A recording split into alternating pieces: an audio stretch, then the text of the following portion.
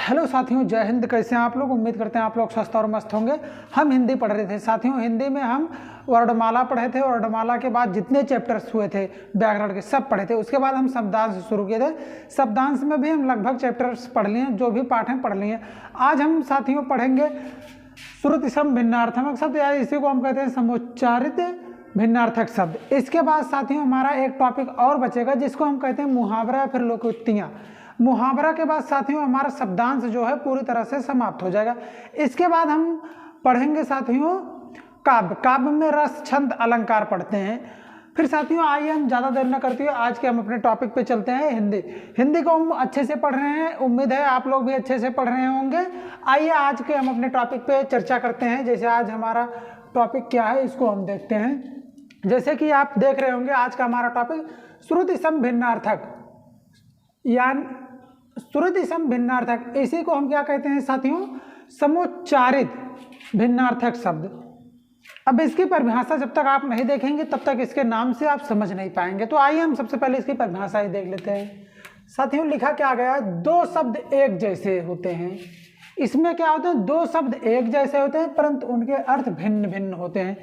जैसे कोई दो शब्द दिए गए हैं वो एक जैसे दिखते हैं, देखने में एक जैसे दिखेंगे और उनका अर्थ जो है वो भिन्न भिन्न दिखेगा। जैसे अब जैसे लिखा हो अंश, अंश, लेकिन एक अंश का अर्थ होता है कंधा, एक अंश का अर्थ होता है कंधा और एक अंश का होता है हिस्सा। तो साथियों ऐसे होता है जैसे उसमें कुछ, जैसे कहीं बड़े की मात्रा चेंज रहेगी, कहीं पर सबको, कहीं पर मूर्धन्य सा रहेगा, कहीं पर तालव्य सा रहेगा, कहीं पर दंत सा रहेगा। थोड़ा सा परिवर्तन होगा। जैसे जो शब्द हमारा लिखा होता है उसमें थोड़ा सा परिवर्तन। जैसे आइए हम इसके उदाहरण की बात करते हैं। जैसे आप देखिए यहाँ पर लिखा है अनल, यहाँ पर अनिल। अब इसमें कुछ नहीं है। अनल में आप देखेंगे कोई मात्रा नहीं है, लेकिन अनिल में क्या है साथियों? यहाँ पर न में छोटे की मात्रा, या फिर हम कह सकते हैं हरस ए की मात्रा लगी है साथियों।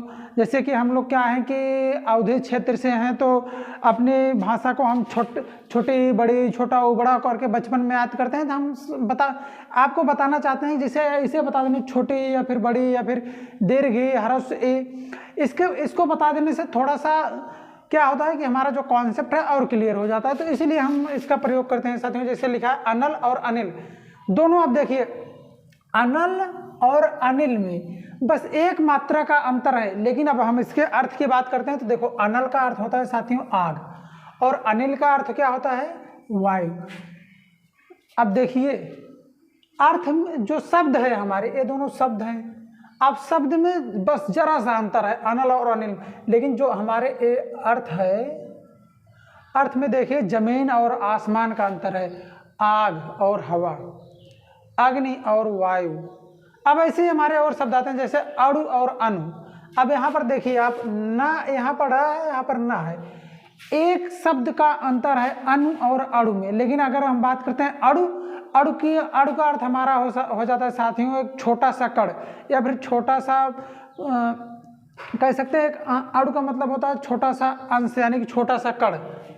और अणु का अर्थ होता है अनु, अनु मतलब अनुगामी, पीछे चलने वाला, फिर पीछे। जैसे कहते हैं अनु, हमारे अनुचर है, मतलब हमारे पीछे चलने वाले हैं साथियों, उसको हम अनु कहते हैं। अब आइए हम बात करते हैं अगले उदाहरण की। जैसे अगला हमारा है अश्व और अस्म। अब यहाँ वा है, यहाँ माँ है, लेकिन अब अर्थ में देखेंगे अश्व का अर्थ घोड़ा है, इतना तो बच्चे को पता है। अब बात करते हैं हम अश्व की। अस्म है, अस्म का अर्थ होता है पत्थर।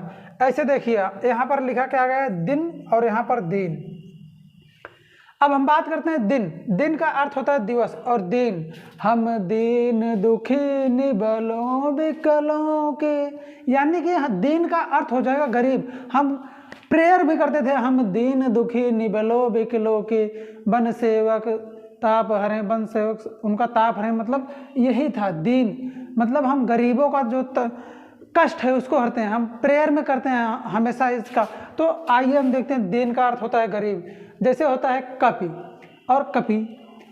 कपि का अर्थ होता है साथियों घिरनी और कपि बंदर।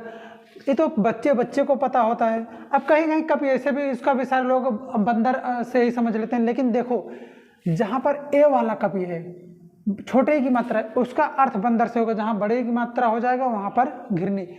हरस ए दीर्घ ए, दोनों मात्राओं का अंतर है बस। अब हम बात करते हैं उपकार और अपकार।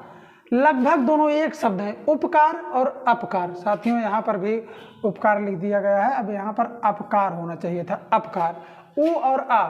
उपकार का मतलब होता है किसी की आप भलाई कर देते हैं, हम उनके ऊपर उपकार किए, उनके ऊपर एहसान किए, यानी कि उनकी भलाई। और अपकार का मतलब क्या होता है साथियों, जैसे बुराई, जैसे अब हमारी बुराई कोई आपसे करे तो आप मेरा अपकार कर रहा है। जैसे हम बोले कि अच्छा वो फलाने सर ऐसा नहीं पढ़ाते हैं, हम अच्छा पढ़ाते हैं, तो उनका हम अपकार करेंगे। लेकिन क्या है कि हमें किसी का अपकार नहीं करना चाहिए। जो भी पढ़ाते हैं अच्छा पढ़ाते हैं, बस आपको कोई भी हो, कोई पढ़ाता है, कोई कुछ करता है, आप उनकी अच्छाइयों को ग्रहण कीजिए, ना कि बुराइयों को। आइए हम बात करते हैं केस और केस। कहते हैं अरे यार उसके केस तो कितने अच्छे हैं। जैसे किसी के बाल होते हैं, जब अपना आज तो चलते भी हैं लोग बाल को बिखेर के, तो कहते हैं देखो कितने सुंदर केस हैं उसके। तो केस, एक केस होता है जो हमारा बाल से होता है साथियों, कई बार पूछा भी गया एग्जामों में। अब दूसरा केस, एक के कहते हैं हम तुम्हारे ऊपर केस कर देंगे, हमारे ऊपर केस लग गई। केस का दूसरा अर्थ क्या हो जाएगा साथियों, मुकदमा। अब देखिए, अब यहाँ पर बस खाली सा का, अब यहाँ पर दंत सा है और यहाँ पर मूर्धन्य सा है, तालव्य सा है, मूर्धन्य सा नहीं सा। इसको हम सलजम वाला भी सा कहते हैं और इसको हम सपेरा वाला भी सा कहते हैं। अब हमारा केस का जहाँ पर सपेरा वाला सा है यहाँ पर मुकदमा हो जाएगा, जहाँ पर सलजम वाला सा है इसको हम बाल कहेंगे। अब हम अपने अगले उदाहरण की बात करते हैं, चिंता। अब देखिए यहाँ पर लिखा है चिता, यहाँ पर चिंता, दोनों का अर्थ देखिए। अब यहाँ पर बस खाली हरस एक ही मात्रा, यहाँ पर हरस एक ही मात्रा, यहाँ पे भी हरस, यहाँ पर बस अंक बिंदी लगी है, यहाँ पर अंक बिंदी नहीं लगी है।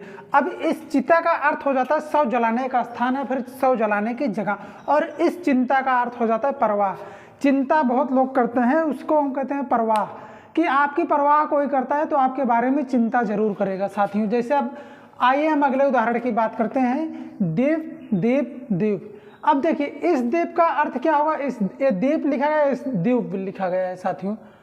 अब यहाँ पर क्या है, इस दीप का अर्थ हो जाएगा हाथी, और ये दीप जो है साथियों ये हमारा हरस्वी होना चाहिए, यहाँ पर ये होगा दीप।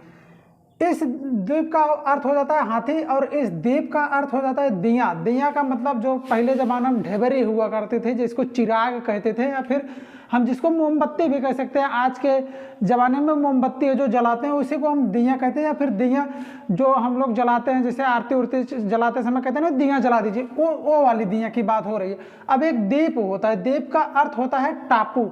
जैसे समुद्र के बीच में छोटा स्थान भूमि का टुकड़ा हो जाता है तो उसे हम टापू कहते हैं। अब देखिए अगला उदाहरण हमारा है धरा और एक धारा। अब बस एक मात्रा का अंतर, इसमें धा पे आ की मात्रा लगे नहीं लगी, इस पे आ की मात्रा लगी। अब इस धारा का अर्थ हो जाता है साथियों पृथ्वी, और इस धारा का अर्थ क्या हो जाता है, प्रवाह या फिर बहाव कह सकते हैं हम। देखिए अब अगला उदाहरण है हमारा बलि और बलि। बलि का अर्थ होता है साथियों बलिदान। बलि जैसे किसी की बलि चढ़ जाती है, हम कहते हैं उनकी बलि चढ़ गई, यानी कि वो बलिदान हो गए। अब दूसरा होता है बलि। बलि का अर्थ होता है वीर, जो वीर लोग होते हैं या फिर बलवान लोग होते हैं। अब हमारा अगला उदाहरण है मूल और मूल्य। मूल का कीमत होता है साथियों, मूल का कीमत होता है जड़, जहां से शुरुआत होती है उसको कहते हैं मूल। और मूल्य की कीमत होती है कि मूल्य जो होता है उसका अर्थ साथियों होता है कीमत। उम्मीद करते हैं आपको सारे उदाहरण और इसका भाव अच्छे से समझ में आया होगा। श्रुति सम भिन्नार्थक शब्द इसी को कहते हैं साथियों। जैसे अब आपको हम बताएं, दो शब्द एक जैसे होंगे लेकिन उनका अर्थ डिफरेंस होगा, चेंज होगा, उसे हम कहते हैं। इसी को हम समोच्चारित भिन्नार्थक शब्द भी कहते हैं साथियों। उम्मीद करते हैं आपको वीडियो अच्छा लगा होगा। अगर वीडियो अच्छा लगा हो तो लाइक सब्सक्राइब शेयर करना ना भूलिएगा साथियों। जय हिंद जय हिंदी।